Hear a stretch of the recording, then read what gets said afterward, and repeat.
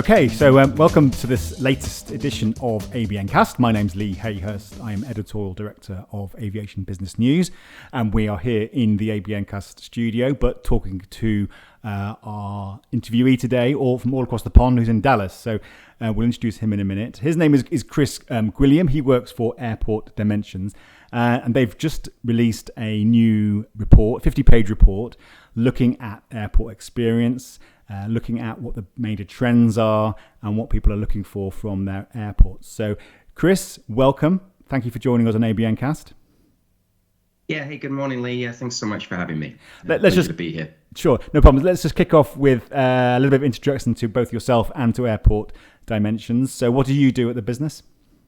Yeah, certainly. So I'm the Senior Vice President of Business Development for Airport Dimensions. So I'm really responsible for all of our network growth, new locations, and then also oversee all of our existing relationships as well with our airports and airlines and commercial contracts. Okay. Airport Dimensions, we're a global leader in airport experiences. So we primarily focus on lounges, but also we have sleep suite concepts and gaming concepts and digital products as well. And we're part of the Collinson Group.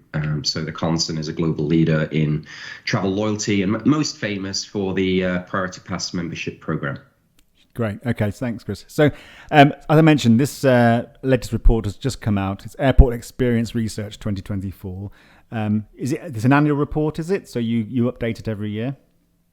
It is, yeah. We've been doing it for 10 years now, Lee. So we've been on the hunt for this research for some time now. So it's always interesting to get the latest one and see what's changed. Well, obviously, one of the early findings and early points you make in it is that last year was the first time that satisfaction with the airport experience has gone down. Could you explain why you think that is? What's been going on?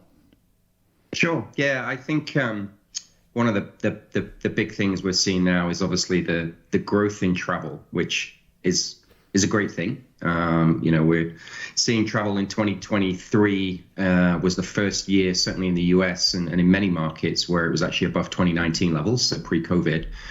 Now, obviously, with that increase in demand, there's more access to, the same level of services. So we think there's a level of frustration coming from passengers from increased wait times and not being able to access some of the services in airports because they just can't grow quickly enough, to support the growing demand.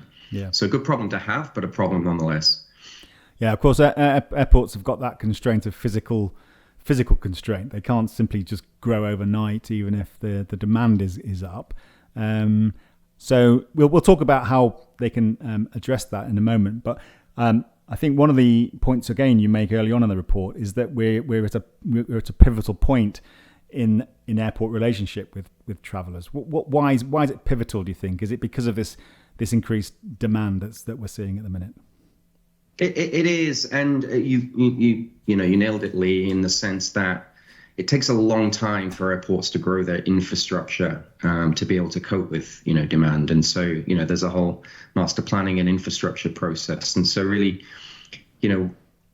one of the things that we think airports haven't embraced as much as obviously the street side and brands that you see off airport is really the digital experience. And there's a lot of efficiencies to be gained from using digital platforms to give access to the various services in the airport to the customers so that they can pre-book, they can see what's visible, they can have access to offers, and really make it a much more efficient journey. So as well as creating a relationship, targeting people in advance so that they have access to an awareness of all the different facilities available and try and spread demand across the airport. So there's lots of digital things that can be done to improve that experience. Yeah. Now in the research you had nearly 10,000 or just over 9,000 respondents. That's global. So you're able to see what the trends are in different parts of the world. What sort of stood out for you then in terms of what the differences are in different regions? Yeah. So great question. And as you say, we surveyed 16 different markets, and we also make sure that we're surveying people who are frequent travelers. So everybody must have made at least 2 trips in the last 12 months. We want that experience from people who are using airports regularly. I think the key highlight was the performance of Asian airports versus the rest of the world. Now, you look at airports like Changi in Singapore, some of the new airports then in China, and these are shiny new airports that have had a lot of infrastructure investment, and the way they've built them is they've really thought about the passenger flow, the passenger experience, to create a really calm, sort of tranquil environment, lots of greenery, a lot of focus on sustainability. So it really makes the passenger feel relaxed. They don't feel that stress that maybe they get in smaller, older airports. And we know that happy travelers spend more when they're through the other side. So big differences between, the Asian and some of the other markets. Yeah, Singapore came top, didn't it, in the sort of list of satisfaction. Yeah. Poor old UK didn't do quite as well, down at the bottom. Well, before we talk about what Singapore's doing well, I think I've been to Changi Airport. It is remarkable. But what's happening in the UK airports, do you think, that makes them come runners up in this survey? I think there's a lot of certainly my experiences, I go back to the UK several times, and I do see the experience going through the security checkpoints is very different. It's a very stressful process. It's a very time-consuming process, and there's a lot of checks that happen, and I think streamlining that will, I think, create a more calm, and a happier traveler, so that when they are the other side of security, they just feel calmer and more relaxed. So I think there's a lot of work that can be done on the front side, in the UK airports, to support that process. Yeah, so queue management is vital. Biometrics can play a big role in that, and I think we've seen recently reports from the likes of Amadeus highlighting the fact that airports are looking to invest a lot more in their biometrics. Do you see this coming in quickly enough to address satisfaction levels? I think it's coming. We're already seeing it in a lot of the newer airports, certainly on the US side, as well as also the airlines starting to use biometrics now for boarding. It's coming, and I think it will be extremely helpful because, as I say, if you can get people through security more efficiently, and especially as people are more trusted and they register in programs, in the US, obviously there's the TSA pre-check program. Obviously you've got the global entry program. So people who are trusted travelers that have, allowing them to have a more expedited and a more pleasant screening process, get them through the other side of security, and then they can be in the place where they can start spending money, and that will grow revenue for the airport. So it's really pleasing to see that coming, and hopefully it'll roll out quickly. Yeah. You mentioned Singapore and Changi Airport earlier, and that came top of your league for satisfaction. They've got this really quite remarkable shopping centre. Effectively, it's a shopping mall in the middle of the airport, isn't it? With this just amazing indoor waterfall. And when I've been there, I'm just thinking, yes, it does make you relax. But almost possibly too relaxed. I'd probably miss my flight if I was spent too much time in there. Or I'd need 4 hours before the flight just to experience it all. It seems like incredible what they've done there. Is that really something that is going to be emulated, do you think, around the world, or is that just going to be one of those amazing case points of a country that's really gone sort of almost over the top? Well, it's always going to be difficult to replicate, exactly what Changi have done, but I think there's key principles and that can be translated to, many different sizes of airports. And I look at some of the newer airports in the US, the Kansas Cities, the LaGuardias, that have had a lot of investment recently and just completely transitioned. And, they have taken a lot of those principles. You do feel a lot more relaxed. They have embraced a lot of new technology. They've really thought through the passenger flow and thought about how to access retail, how to access food and beverage, and they're getting really fantastic. They're winning awards. They're getting fantastic size. And they're different size airports. So It's just taking the principles and doing it for different sizes. Yeah. Actually, someone I was speaking to once who knows Changi very well and uses it quite regularly. He said the shopping mall there is amazing, but the best part is apparently there's a swimming pool on the roof of one of the terminals, which very few people know about, so you can get in there. And all you need is a pair of trunks, and you can sit and watch the planes fly in and out. And again, probably miss your flight because you're far too relaxed. But that just shows what they can do to make that sort of experience better. Exactly. Yeah. What a great story, though. I missed my flight while I was sat at the pool sipping a cocktail in an airport. I mean, it's not the worst place to. It's not the worst place to be, is it? Definitely a first world problem. That your survey, as well as looking at it from a regional perspective, you're able to look at it from a generational perspective as well, and you've broken up the results in terms of the sort of the classic generations, the Gen Zs, Millennials, Boomers, etc. What have you found in terms of what the different generations are looking for, and how's that changing? Because obviously we're seeing the younger generations now become the main travellers for most airlines and airports. Yeah, no, I mean, actually, what you touched on there was actually one of the key areas, and we're really focused on obviously the Gen Z, certainly the millennials, but more so the Gen Z now, because as you say, they're the Gen Zs are the ones really that are the future traveler that are going to make up the demand, and so we really should be focused on satisfying their needs and their asks, because as we touched upon before, the master planning process takes so long, so you've got to cater for the future traveler. And you pointed out, huge differences between the older generations and younger generations and what they're looking for from an airport. I mean, just to touch on a few of those, the younger generations, they want a different experience from their airport. The older generations are more focused on, I want to park my car, I just want to get through efficiently, and I want to sit at the gate, and I want to board my plane, and I just see the airport as a functional place to do that. The younger generations actually want to start their journey at the airport. They want to enjoy it. They want to experience new things. They want to be in the latest lounges. They want to have access to entertainment experiences, sleep pods, rest pods. They want to enjoy that experience at the airport. And it's a massive difference. And then we're also seeing a difference in loyalty as well. I think, another big change is the shift in loyalty. We're seeing a drop in frequent flyer program participation.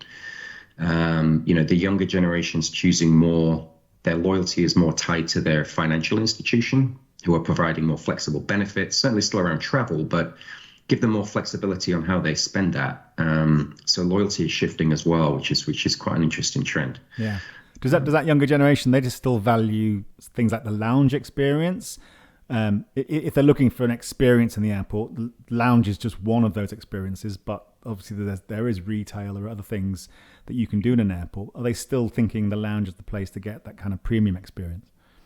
They are, and which we weren't sure about. The question is the lounge experience more dying off with the older generations? But the survey is absolutely not. In fact, quite the opposite. The lounge experiences came up as the sort of number one experience that the younger generations want from the airport. Which obviously great for us in terms of that's what we do. We're in a growing demand segment, but the challenge is that the capacity of lounges can't keep up well enough for the demand. So our gospel we're spreading right now is master planning process, more lounge spaces, bigger spaces, because we just see that trend continuing. Yeah.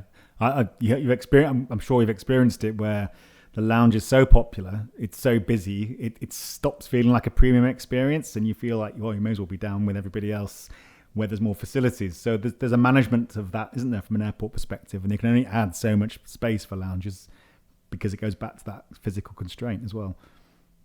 Yeah, no, you're right, and it is becoming more democratized, and you're absolutely right. And so, obviously there's strategies and there's to try and make sure that you're maximizing, that capacity. So obviously there's a lot going on for us in terms of, pre-book and how we manage that capacity to still create a comfortable experience, but ensure that we're utilizing our lounge assets as best we can. But we often find the challenge we often find with airports is lounges can be an afterthought. Mm-hmm. They don't necessarily, they think about food and beverage and they think about retail, but they don't really consider the programming aspect and the space allocation.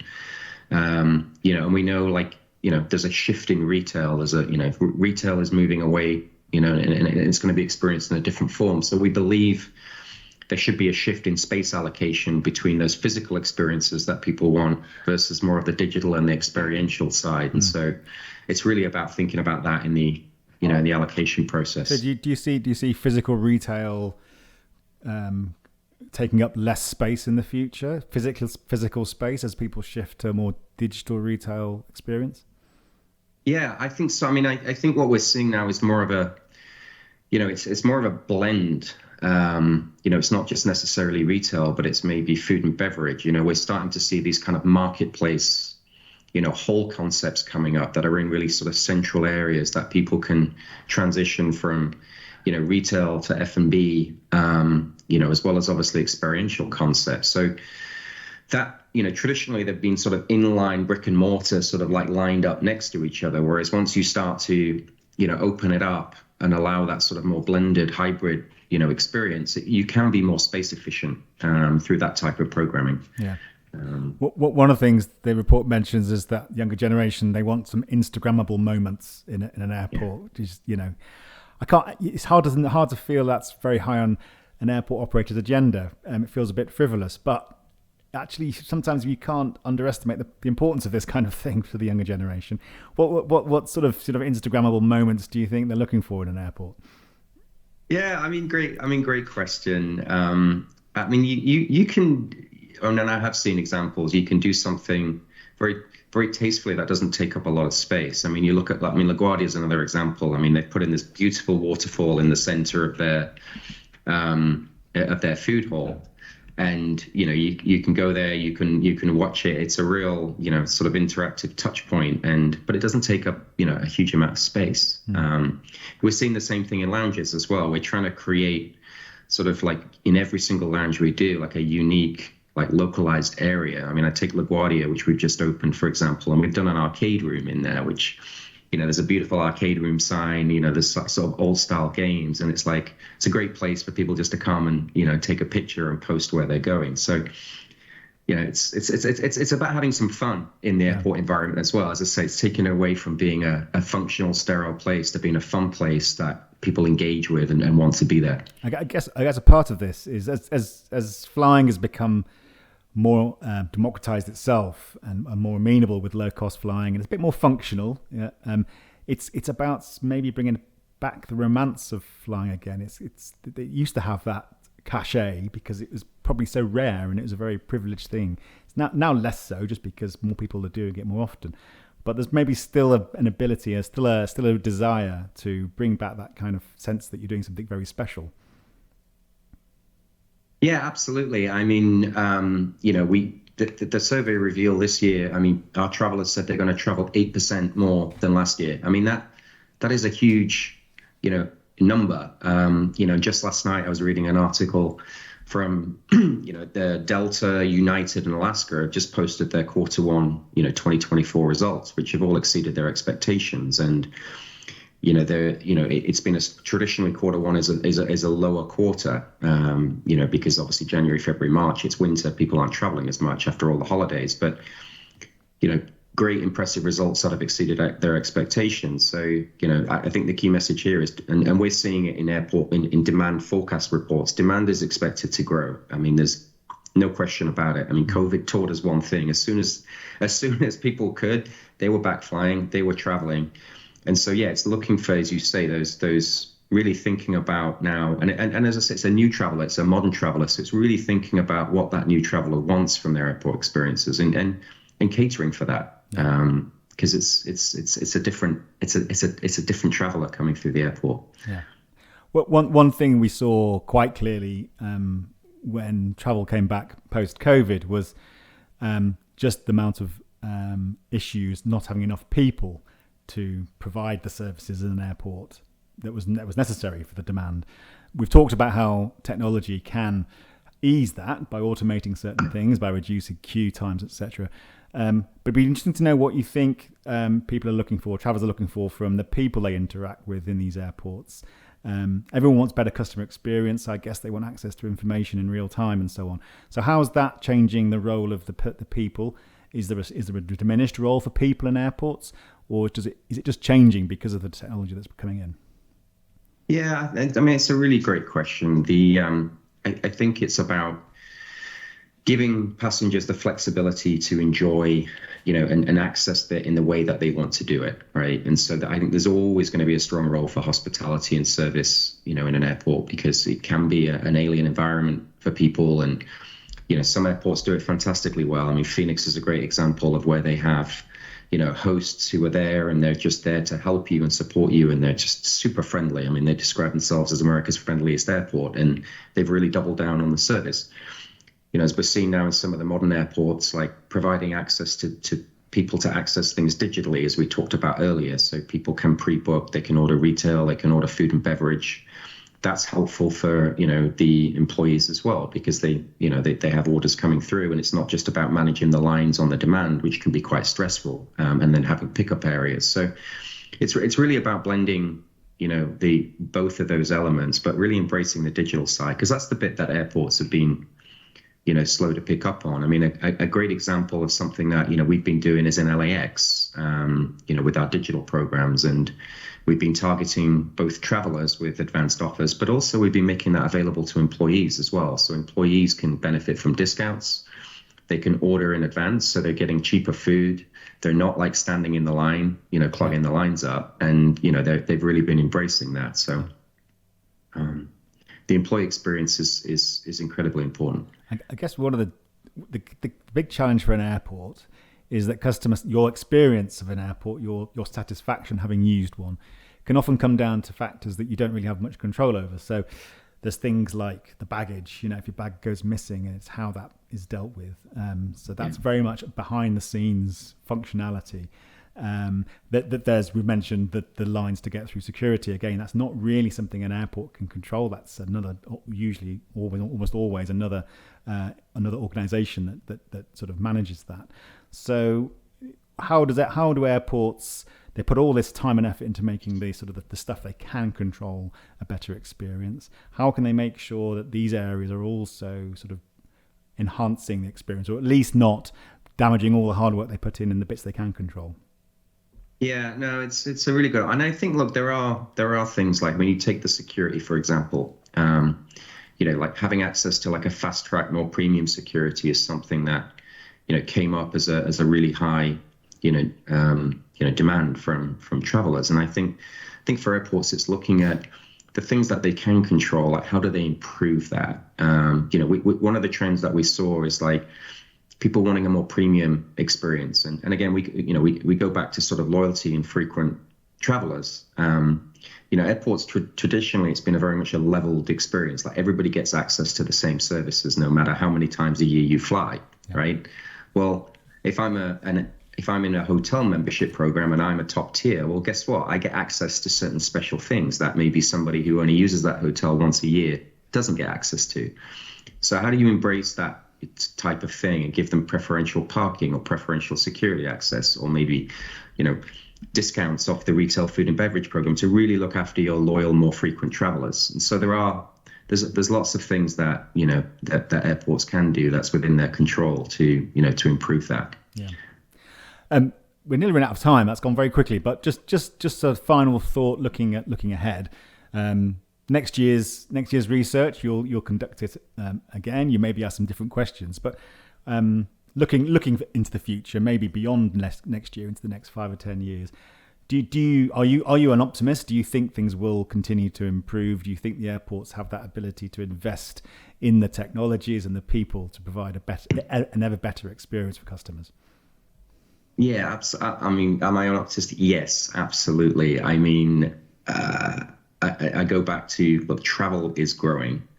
It's going to grow. Everybody knows that, and in the industry, and this is a fantastic industry with, lots of great people working on it. I mean, I'm immersed in many industry conferences, so I hear all of the conversations that are happening around embracing digital and embracing data and master planning and infrastructure projects. So I know the race is on with airports looking to improve. So I know we'll get there. I think for us, it's just making sure that we just want to be helpful with the research that we do and help provide information that helps them as we go through this process, go down the right track and plan for the things that the travelers actually want. So we'll get there. We're a great industry, and it's only going to get better and better.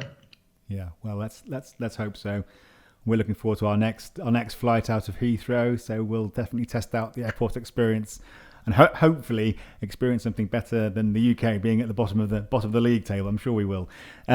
Chris, thanks for joining us. You can only go up from there, right? Well, so certainly. Let's hope it only goes. Can only go one way. Well, fingers crossed. So, look, Chris, thanks for joining us. For people who want to see the report in detail, it's available to download on your website, isn't it? It is, yeah, you'll see it. So it's the Age of Airport Experience 2024. There's a white paper. It's got all of the facts and figures, and so highly encourage people to download that, have a read. It's got some really interesting data points in there. Yeah. Thanks so much for having me, Lee. That's no problems. Yeah, like I said, it's 50 pages, so there's plenty in there we haven't been able to talk about in 25 minutes or so.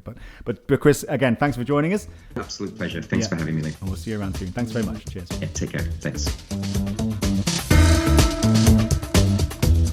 We're delighted that our friends at Amadeus have agreed to be the launch sponsor for ABNcast. And while they do not endorse the opinions and views expressed, they are keen to support a new forum for open discussion and debate around the future of aviation.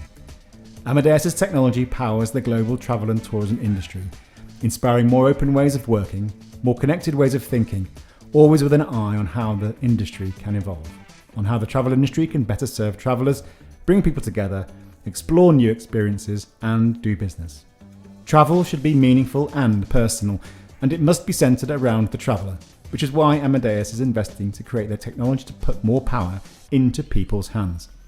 As an industry, we only progress by working together, and Amadeus's open platform is connecting the entire global travel and hospitality ecosystem. Our environment, our communities, and our destinations matter. Together with our customers and industry partners, Amadeus is working to make travel a force for social and environmental good, and ABNcast will be placing a specific focus on these themes in future editions. To find out more, visit www.amadeus.com and make sure you subscribe to ABNcast, which you can do on Aviation Business News' YouTube channel or on Spotify, so you don't miss out on any future edition. And please tell your friends and colleagues all about us. Thanks very much.